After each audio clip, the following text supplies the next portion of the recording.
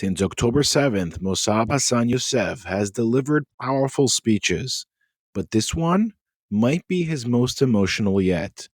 For the first time on stage, he opens up about the woman who saved his life, Sarah Stern, the person who stopped his deportation and became a mother figure when he had no one.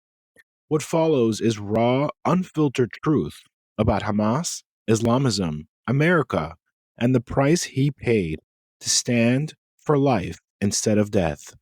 This is more than a speech, it's a reckoning. Well, first of all, good evening to everyone.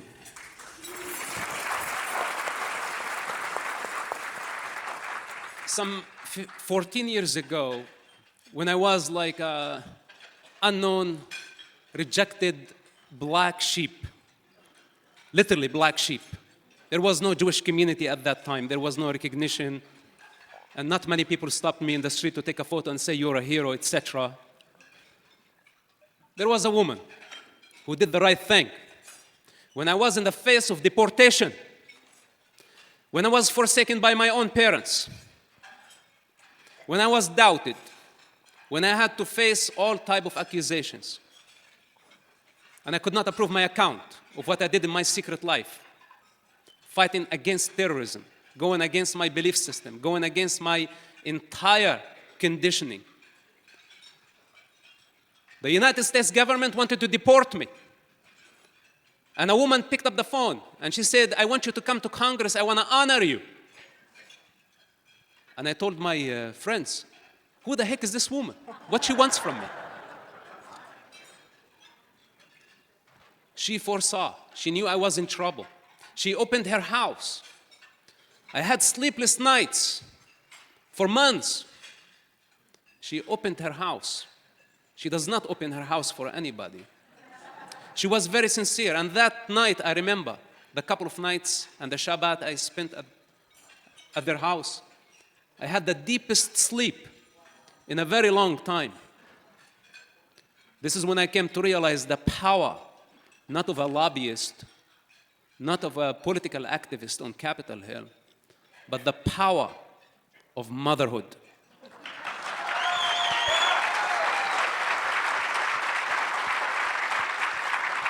Do me a favor. When this woman speaks, put your forks down. You can wait a little bit. Pay attention.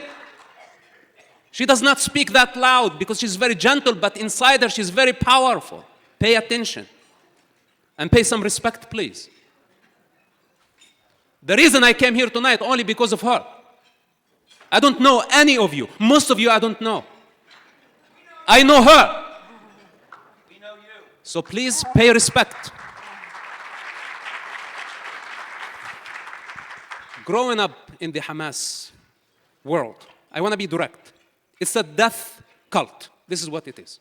I can go on and on describing what Hamas culture is, what Islamic culture is, which everybody is trying to silence me when I raise the case that we have an Islamic problem. That on October 7th, they celebrated a genocide against the Jewish people, a modern-day Holocaust. They celebrated it. Then shortly after, they complained to be victims of a genocide. They inverted the narrative in no time. As the Jewish people still mourning October 7th. Total denial, living in falsehood. Their mastery is to invert the narrative. They have been committing, and I include my family that you are talking about, my biological family, which is something that I forgot long time ago. You know, imagine me and my father. We had guns pointing at each other. Each one of us had a bullet.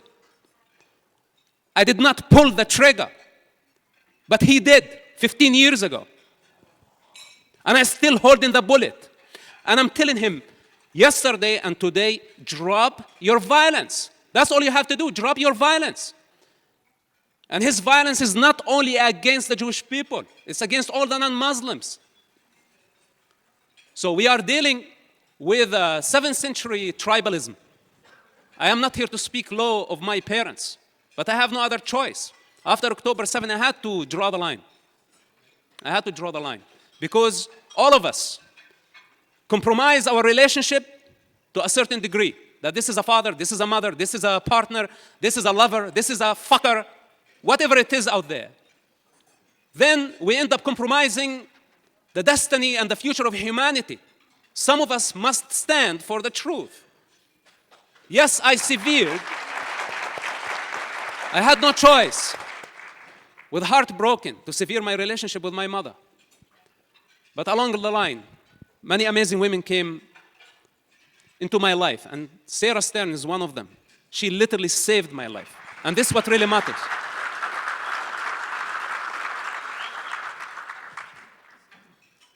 It's the contrast of my childhood environment. And this is why I rejected their violence. There was a small crack between me and these people, and it kept widening, and it's still widening until today.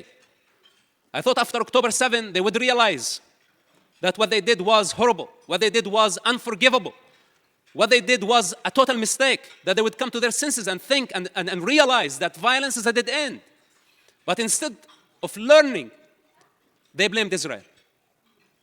And now they are blaming the United States, and they are blaming the entire world.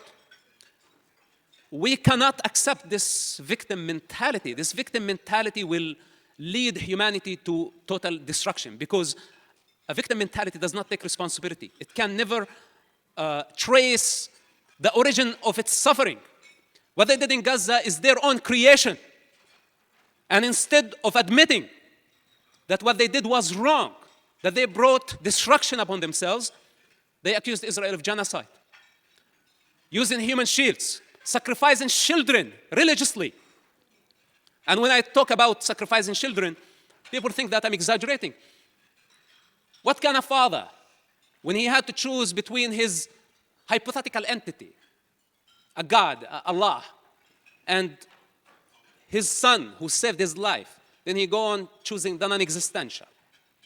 This is the culture that we are dealing with.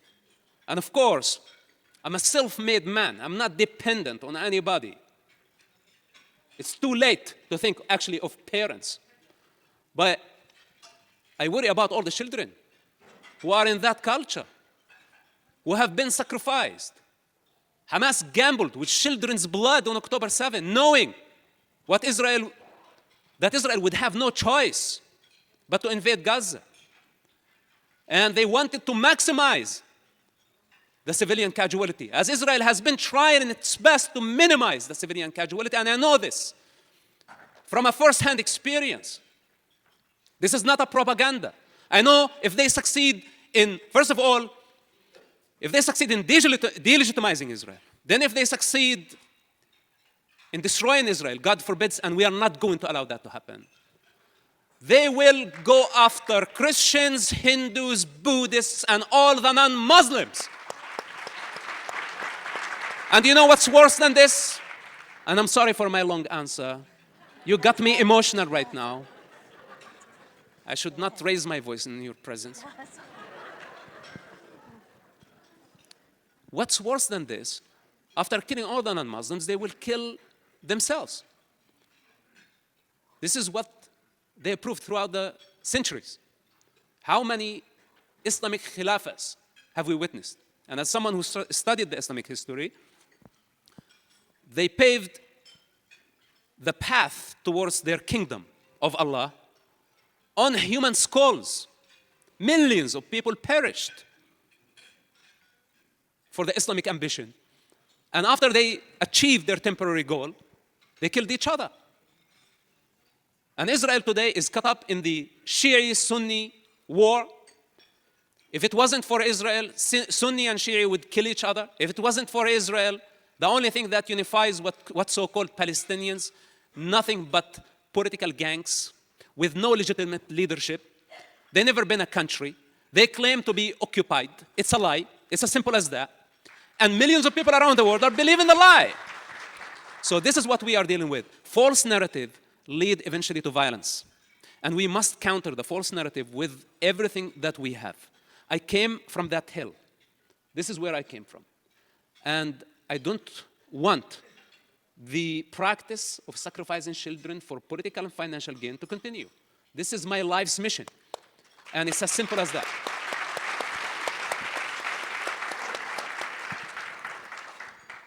Mosab, do you believe that there can be a true peace between what we call the Palestinians and Israel?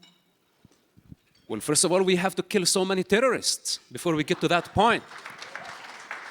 I swear, listen, I have been a yoga practitioner for almost 15 years of everyday practice. Om Shanti in the morning, every morning. I never thought I would be talking of killing people. But we have no other choice. When I left my peaceful island after October 7, I left with nothing in my pocket, with nothing on me. And I swear that if Israel decides to let Hamas get away with their crime, that I will build an army from scratch and I will go after them until I destroy them. What peace? Now, the only way towards peace is through war. And we must win this war, not only against Hamas, but against all the Nazis around the globe who have been celebrating and rejoicing. And as the ambassador said, when they tasted a little bit of blood, it ignited bloodlust in all of them. And they're coming after civilization, they're coming after the successful minority, they're coming after everybody. And no one can satisfy their ambition. First, we have to seize the day. We must win the war. I've been to Gaza, I've been to the Lebanese border, I've been with special forces, with the Navy. I count on those guys. Here we are sitting in comfort. We have people there in Gaza. Our soldiers are dying on a regular basis. They are suffering, their families, the hostages, their families. There are people who are paying very big price, and we cannot let them down, and we cannot decide on their behalf, cease fire now. It's not up to Biden, it's not up to Trump.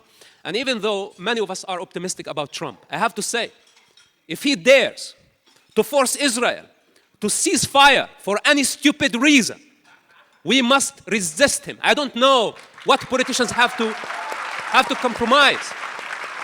We cannot allow the Iranians, the Islamic Revolution, to obtain a mass destruction weapon. If they hit Israel, God forbid, they have ballistic missiles, if they have a mass destruction weapon, if they hit Israel, they don't care for Jews or Sunnis. They want to kill everybody. They want to invade Mecca. They want to kill the entire Sunni Muslim world. Their goal is not Jerusalem. Their goal is Mecca. This is what Ayatollah wants. And I think the Sunnis, if they have a little bit of brain, they must get united with Israel against the Islamic Republic of Iran. So with that said, we cannot let the destiny of the entire Middle East, generations to come, and the destiny and the fate of the Jewish people hang on the desire of a politician. It doesn't matter which party they belong to. We hear so many amazing promises right now. But tomorrow I want to see these beautiful speeches in practice in the United Nations. This is when this simple man may do a standing ovation. But so far, I haven't seen results. What I would like to see, the destruction of the head of the snake. The head of the snake. So peace will follow. But do we have any other choice? They pushed us to the corner, Sarah. They want me to cease to exist, and I don't understand why. All we did, we saved human lives. Hamas killed Arabs, Druze, Jews, Christians, foreigners. They killed civilians indiscriminately. And my crime, I reported them. My crime was to protest or to reject their death ideology. Hence, I became a traitor. This is my sin. And now, they want me dead. This is my crime, that I saved human lives. And today, I have so many Americans here on the American soil who have been repeating Hamas propaganda. They want to make my blood allowed. My father said 14 years ago, he's not my son. If you want to kill him, I will not come after you. His blood is halal. He said it in a public statement. This is what he said to public. And the same thing today. Many Americans, I'm an American citizen. I'm loyal to my country. My country is the United States. They want me to be loyal to a colonial entity. A colonial entity. This is what Palestine. It was never a country. It was not a sovereign nation. It's not an ethnic group. It's not a religion. It's not a race. It was only a colonial entity, and they wanted me to be violent. And they wanted me to obey their violence in service of a colonial entity at the expense of humanity. And today, when I reject this, they accuse me of treason. And they want me to cease to exist. This is where I meet with the Jewish people, because I know what it really means to fight for your very existence. This is an existential fight, and we must win. After we win, and after I crush their skulls, okay, then we can talk peace.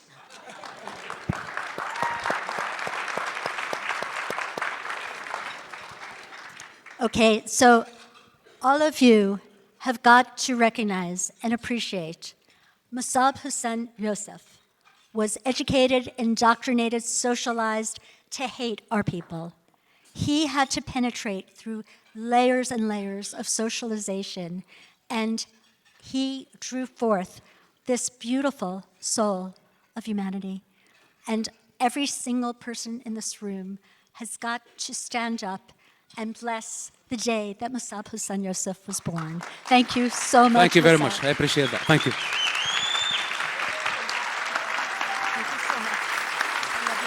Thank you very much. God bless.